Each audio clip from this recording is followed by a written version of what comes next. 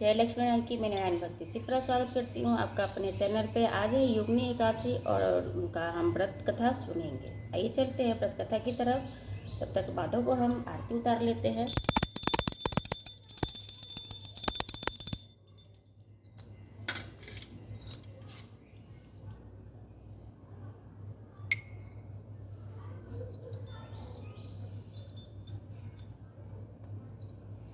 और हमने भोग लगा दिया है।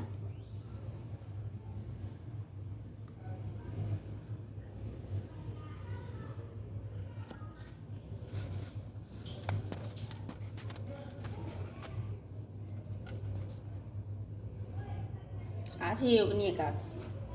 युधिष्ठिर ने पूछा, वासुदेव, आषाढ़ के कृष्ण पक्ष में जो एकादशी होती है उसका क्या नाम है? कृपया उसका वर्णन कीजिए। भगवान श्री कृष्ण बोले, नृपश्रेष्ठ, आषाढ़ की कृष्ण पक्ष की एकादशी का नाम योगिनी है। बड़े बड़े पापों का नाश करने वाला, संसार सागर में डूबे हुए प्राणियों के लिए यह सनातन नौका के समान है। तीनों ही लोकों में सारभूत व्रत है।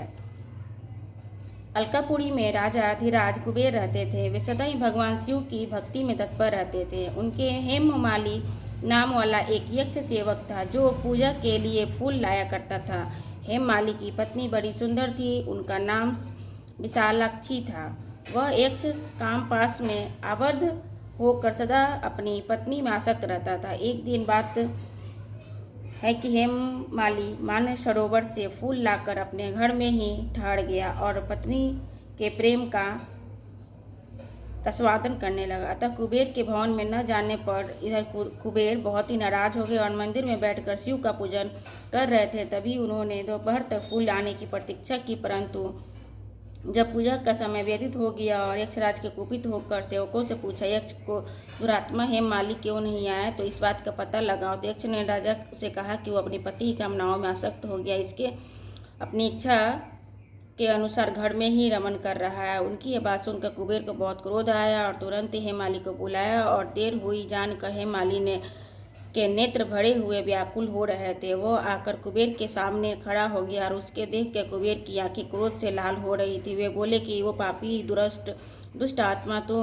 भगवान की अवहेलना की, अतः क्रोध से युक्त हो जा, अपनी ही प्रीतमा से वियुक्त होकर इस स्थान से भ्रष्ट हो जा होकर अत्यंत चला गया। कुबेर के ऐसा कहने पर वो स्थान से नीचे गिर गया। उस समय उसके हृदय में महान दुख और पीड़ा था। क्रोधों से भरा शरीर पीड़ित था, परंतु शिव पूजा के प्रभाव से उसकी स्मरण शक्ति नहीं गई, यानी लुप्त नहीं हुई थी। पातक का दबा होने पर भी अपने पूर्व कर्मों को याद रखता था। तदनंतर इधर उधर घूमता हुआ पर्वत में श्रेष्ठ मुनियों गिरी के शिखर पर गया। वहां उसे तपस्या करते हुए पुंज मुनिवर मार्कंडेय जी का दर्शन हुआ। पाप कर्मा यक्ष ने दूसरे ही मुनि के चरणों में प्रणाम किया। मुनि मार्कंडेय ने उसे भरे कांपते हुए देख परोपकार की इच्छा प्रकट से बुलाकर कहा कि तुझे कोढ़ से रोग कैसे दबा लिया है, तू क्यों इतना अधिक निंदनीय जान पड़ता है? यक्ष बोला कि मुने, मैं कुबेर का अनुचर हूँ, मेरा नाम हेममाली है। मैं प्रतिदिन मानसरोवर से फूल लेकर शिव की पूजा के समय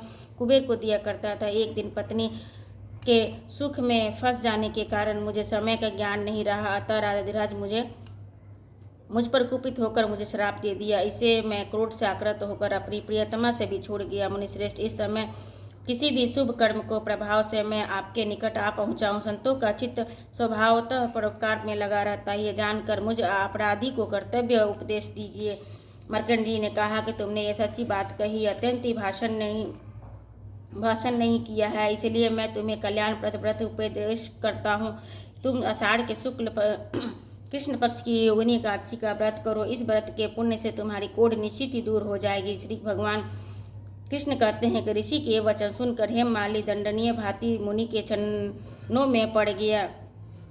मुनि ने उसे उठाया और इसे उसको बड़ा ही हर्ष हुआ। मार्कंडेय जी के उपदेश से उसने योगिनी एकादशी का व्रत किया, जिससे उसके शरीर की सभी कोढ़ दूर हो गए। मुनि के कथा अनुसार उस उत्तम का व्रत का अनुष्ठान करने पर वह पूर्ण सुखी हो गया। नृपश्रेष्ठ, ये योगिनी का व्रत ऐसा ही है बताया गया है जो 88,000 ब्राह्मणों को भोजन कराता है, उसे समान ही फल का प्राप्त होता है, उस मनुष्य को मिलता है जो योगिनी एकादशी का व्रत करता है। योगिनी महान पापों को शांत करने वाली तथा और महान पुण्य फल देने वाली है। इससे पढ़ने और सुनने से मनुष्य सब पापों से मुक्त हो जाता है। ये था योगिनी एकादशी का। आशा करते हैं कि आपको अच्छा लगा हो। कमेंट में आप जय श्री कृष्णा जरूर लिखें। आप सभी को योगिनी एकादशी की बहुत बहुत बधाई और नारायण सबकी इच्छा पूर्ण करें। वीडियो बनाने के लिए आप सभी का बहुत बहुत धन्यवाद। इसके बाद आप आरती कर लीजिएगा नारायण की। जय शिव भगवान की जय।